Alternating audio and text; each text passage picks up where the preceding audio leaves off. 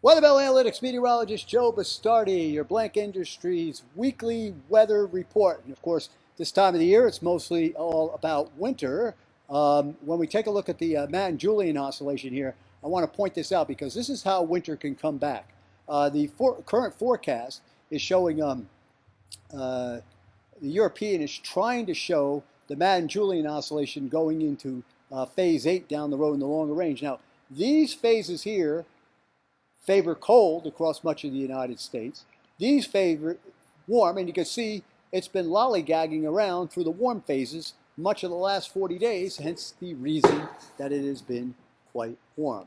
But look what happens if you look at 2013, for instance. It got into 8, and 2014, it got into 8. And look at the blend of the temperatures in those 2 months. And we do have some computer models going to this. The US generated model is going to this type of pattern at the end of February.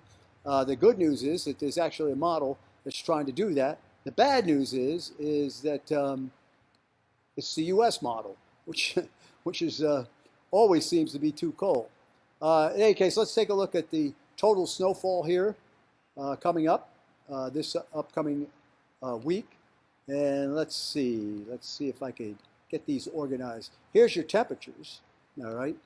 And now we look at the front 24 hours with snowfall, and then the following 24 hours. So you see what happens here. This first area that's up in the northeast leaves, and we start gathering snow in here. Not a whole heck of a lot in the northern plains, though.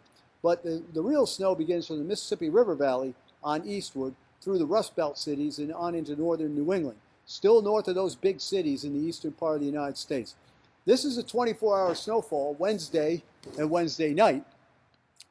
And there is that map showing up, which is the cold map. I don't know why I put it in there, but it is in there.